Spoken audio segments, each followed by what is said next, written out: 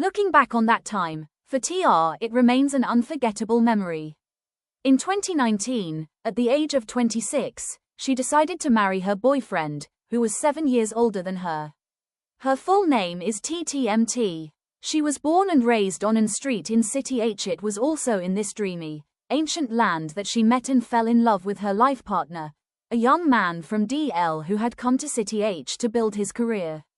As is customary, both families gave their blessings to the young couple and eagerly hoped for a grandson to hold in their arms.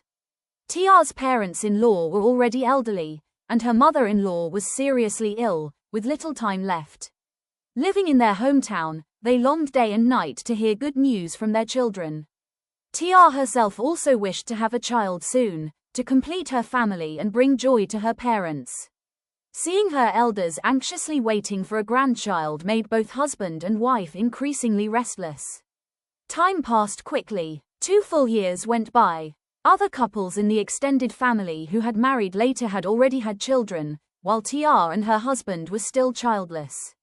Her mother-in-law grew weaker each day, torn between the desire to hold a grandchild and the worry that her son's home lacked the laughter of a child. Even so, her mother-in-law was understanding, only occasionally asking about the situation to comfort and encourage TR, not wanting to pressure her. Her father-in-law, however, often called to urge them, which made her feel quite stressed. Whenever they returned to the countryside, relatives and neighbors would ask questions filled with both curiosity and reproach. Why haven't you had a child yet? Are you planning not to have children? Your parents are already old. Why don't you have one soon? All these questions lingered in TR's mind, haunting her to the point that she became afraid to return home. At times, she and her husband felt hurt by the gossip and whispers around them. TR deeply longed for a child. She felt sorrow for her aging parents waiting endlessly, so she kept trying, but for some reason, she still couldn't conceive. It felt painfully ironic, especially during Lunar New Year, when every household was filled with joy and reunion. TR's family atmosphere became even heavier. In the Lunar New Year of 2020, as usual, the couple returned to her husband's hometown in DL. That year, an older sister noticed her sadness and compassionately advised her to turn to Buddhist practice to pray for a child. She told TR to sincerely stand before the Buddha altar, recite Namo Amitabha Buddha, and chant the Great Compassion Mantra, praying to Avalokitesvara Bodhisattva for blessings. Though not a Buddhist and having never practiced before, TR's longing for a child was so strong that she sincerely followed the advice. She prepared herself neatly and respectfully, lit 3 incense sticks, offered light and water on the altar, and prostrated fully to the Buddha with the heartfelt wish that the compassionate beings would bless her with a son. She then knelt before the altar, reciting the Buddha's name continuously until the incense burned out. After about 10 days of this, she began chanting the Great Compassion Mantra. Though it was her first time, within a week she had memorized it completely and could chant without looking at any text. In addition, on every full moon and new moon, she and her husband arranged to release fish as an act of compassion. Seeing the fish once crowded together, struggling and awaiting death, now freed into the water filled her heart with immense joy. Another year passed. The young couple continued helping the poor, doing good deeds, and diligently chanting the mantra and reciting the Buddha's name without pause. Then, on the full moon day of the 4th lunar month, TR's mother had a strange dream. The next morning, she excitedly told TR about it. TR, it was so strange. Last night I dreamed of Shakyamuni Buddha and Avalokitesvara Bodhisattva. They were radiant, surrounded by a gentle yet brilliant light that filled me with happiness. Really, Mom? Yes, let me continue. I saw Shakyamuni Buddha telling Avalokitesvara to grant you a child. Then Avalokitesvara held a baby wrapped in a soft white cloth and placed the baby into my arms, saying that you would be blessed with a child. Hearing this, TR cried out in joy. She didn't know why, but such a sign filled her with overwhelming hope. With sparkling eyes, she looked up at the distant sky, placing her hopes into the vastness, feeling as though her dream was within reach. Exactly 1 month later, on the full moon day of the 5th lunar month, TR began to feel unusual, fatigue, slight exhaustion, and an inner intuition that a new life might be growing inside her. Both hopeful and anxious, her husband took her to an obstetrics clinic. Sitting in the waiting area among expectant mothers with large bellies, she saw the discomfort and weariness. Yet that very image was her long-awaited dream.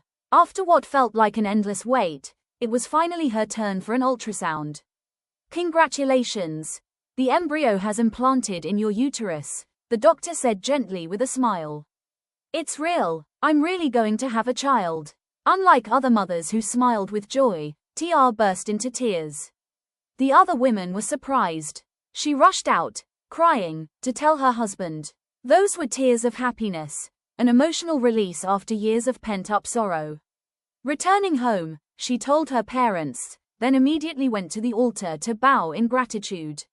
She prostrated repeatedly, crying like a child. Perhaps only those who have struggled with infertility can truly understand such feelings.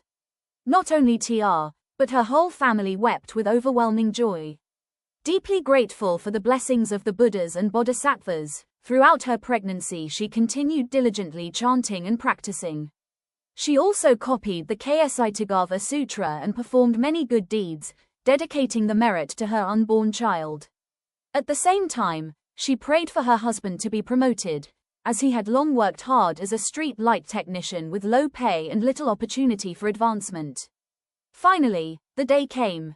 TR gave birth to a baby boy exactly as she had wished, handsome, bright, and intelligent. At 5 months, he could call father and mother.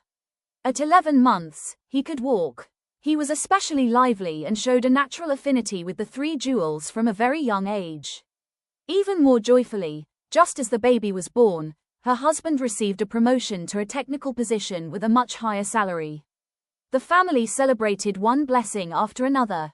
TR still vividly remembers when her son was 9 months old. While carrying him on the balcony near the Buddha altar, he suddenly saw the statue of Avalokitesvara Bodhisattva. He crawled forward on his own, sat before the altar, joined his hands, and bowed, astonishing both his mother and grandmother. At 17 months, whenever he saw a Buddha statue, he would clasp his hands and babble, "Buddha, Buddha." Though no one had taught him about these images, the first time he saw pictures of Shakyamuni Buddha, Amitabha Buddha, Avalokitesvara Bodhisattva, Medicine Buddha, and Ksitagava Bodhisattva, he immediately recognized them, as if he had known him long before.